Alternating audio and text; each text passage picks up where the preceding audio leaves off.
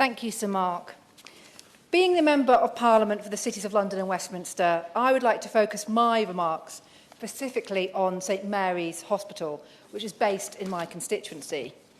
Back in September 2021, Imperial College NHS Trust set out the need for a complete redevelopment of St Mary's Hospital, a new 840-bed, research-led major trauma and acute teaching hospital, which would release around 5 acres of surplus land for wider site regeneration. As I know the Minister appreciates, this development is of huge importance to the wider London area, not just my constituency. After all, St Mary's is the major acute hospital for North West London, providing care across a range of specialities in London, in addition to its world-leading maternity centre and 24/7 A&E department.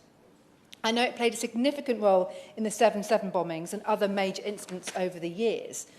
It is host to the NHS's largest biomedical research centre. And through its partnership with Imperial College London, the Trust continues its long legacy of translating academic discovery into better care and treatment, including making a major contribution to the management of COVID-19. To this end, I welcome the Secretary of State for Health's recent confirmation of government funding for the redevelopment of St Mary's. And though the timescales have been altered, I appreciate the full picture is more complex, and I know work is continuing to achieve the majority of the redevelopment as near to the original timescales as possible.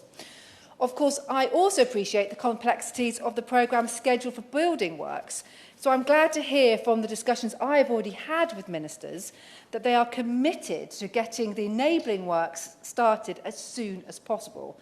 And to this end, I look forward to visiting St Mary's with the Minister responsible, Lord Markham, and the Honourable Member for Kensington at St Mary's to discuss their case for change and the redevelopment more widely. Here I want to pay tribute to the Minister, Lord Markham, as well as officials and the Department at the Department of Health and Social Care, and obviously the Minister here today and the Secretary of State, for their communication with the Trust and myself throughout this process.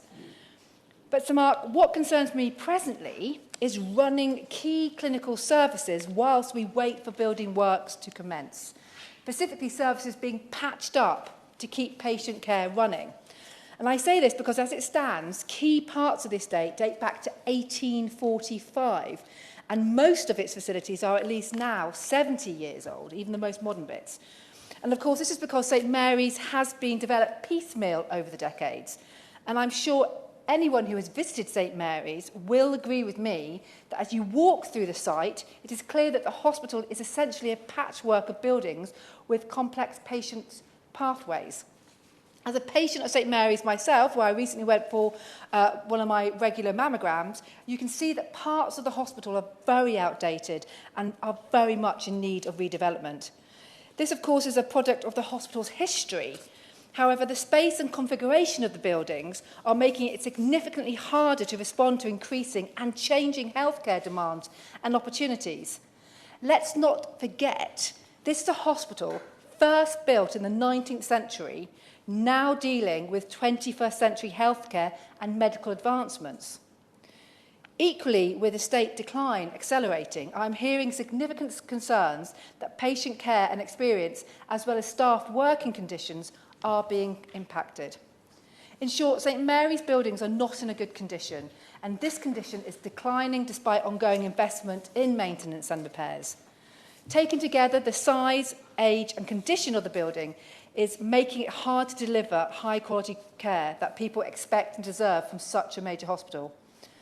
Having spoken to Professor Tim Orchard, the Chief Executive of Imperial College Healthcare Trust, I'm confident that we will find a way to mitigate decline and start enabling work as soon as possible. Indeed, I'm assured that the Trust is doing all they can to find innovative solutions to ongoing problems.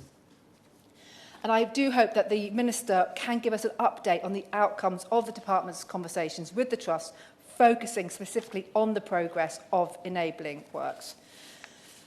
Mr. Chairman, I know that the Trust is accelerating its exploration of alternative funding, design and phasing approaches that make the most of this huge potential of the land that is surrounding it to requirements once we have a new hospital on a less sprawling footprint. This is hugely expensive real estate that can then be used for better redevelopment.